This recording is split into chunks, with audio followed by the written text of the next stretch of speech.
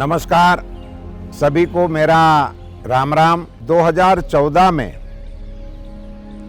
भारत सरकार के प्रधानमंत्री के तौर पर हमारे आदरणीय नरेंद्र भाई मोदी जी ने जब चार्ज संभाला और प्रधानमंत्री बनते ही मेरे स्मरण में आता है कि उन्होंने आयुष्मान भारत योजना के द्वारा इस देश के 10 करोड़ से ज्यादा परिवारों को अपने आरोग्य का एक कवच दिलाने का काम किया।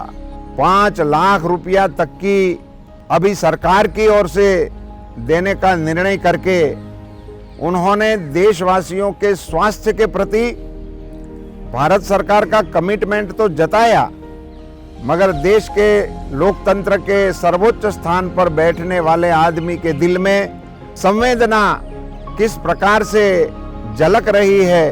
3 करोड़ से ज्यादा हमारे नागरिक भाई बहनों ने उनका बेनिफिट भी लिया। आम आदमी, गरीब आदमी, उसे ये भरोसा हो गया है कि यदि उनके घर में, उनके परिवार में ऐसी कोई बीमारी की मुसीबत आ खड़ी होगी तो आयुष्मान भारत कार्ड और प्रधानमंत्री मोदी जी की ओर से वो आश्वस्त है। हमारे स्वास्थ्य के साथ साथ ही गरीब आदमी के सर पे छत आ जाए, इसके लिए आवास योजना का भी प्रारंभ किया।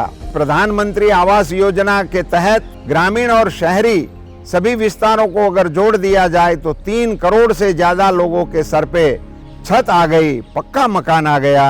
अपने घर में बसने का जो गरीब आदमी का सपना होता है उसको साकार करने के लिए मोदी जी ने अपनी सरकार को काम पे लगा दिया। देश के सामान्य आदमी को देश की आर्थिक गतिविधियों के साथ जोड़ने के लिए जनधन योजना चला दी।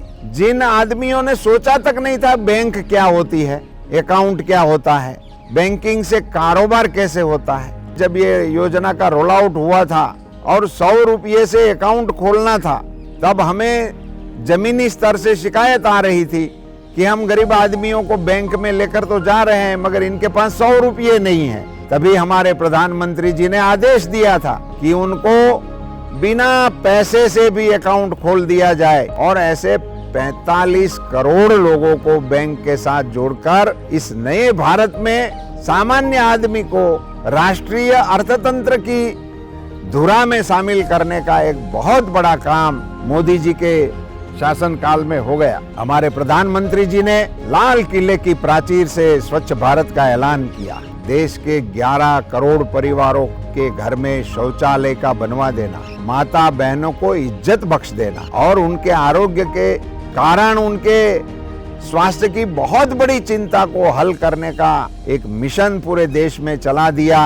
और आज पूरा भारत विश्व के सामने ODF होकर खड़ा हो गया। हर घरों में हमारी माता बहनें जब चूल्हा फूंकती थी और उस धुएं से उनकी आंखें और फेफड़े खराब हो रहे थे, ये समस्या का सामना कर रहे हमारे दूर दराज गांवों में बस रही हमारी माता बहनों के लिए उज्ज्वला योजना लाकर 9 करोड़ से ज्यादा घरों में इस गैस कनेक्शन को पहुंचा दिया और उन लोगों को धुएं से मुक्त करा दिया। इन सारी सुविधाओं के चलते प्रधानमंत्री जी ने शासन में बदलाव लोगों को दिखे, इसके लिए अपने सरकार के कामकाज को भ्रष्टाचार से मुक्त करने के लिए टेक्नोलॉजी का इस्तेमाल करके DBT योजना लागू कर दिया। हमारे प्रधानमंत्री जी शिमला से किसानों को एड्रेस कर रहे थे, उन्होंने मंच से एक क्लिक बटन दबाया और 10 करोड़ से ज्यादा किसानों के अकाउंट में 20,000 करोड़ रुपए की राशि वो मंच पर ही थे और उनके अकाउंट में चले गए। जहां इस देश में ये माना जाता था कि दिल्ली से 1 रुपया निकले और गांव में पहुंचते पहुंचते 15 पैसा हो जाता है, वहां आप 100% रुपये निजी अकाउंट में पहुंचा देने का आपने टेक्नोलॉजी का इतना बड़ा इस्तेमाल कर दिया। मैं मानता हूं कि विश्व में ऐसी किसी भी राष्ट्र में ऐसी योजना नहीं होगी। इसी प्रकार से जिन जिन बेनिफिशियरी को भारत सरकार की ओर से सहायता मिलती है वो सारी सहायता इस टेक्नोलॉजी के माध्यम से चली जाती है। आजादी के बाद इस नए भारत के सरपंचों को, पंचों को, पंचायतों के मुखियाओं के अकाउंट में भारत माता का प्रसाद सीधे तौर से पहुंचाने का बहुत बड़ा एक काम प्रधानमंत्री नरेंद्र मोदी जी की सरकार कर रही है। 2 लाख करोड़ से ज्यादा राशि किसानों के अकाउंट में चली गई। 2 लाख करोड़ से ज्यादा राशि पंचायतों के अकाउंट में चली गई। मैं कहना चाहता हूं कि 22 लाख करोड़ रुपए डीबीटी के माध्यम से हमारे प्रधानमंत्री नरेंद्र भाई मोदी जी ने देश के लाभार्थियों के अकाउंट में पहुंचाने के लिए आमूलचूल परिवर्तन कर दिया है।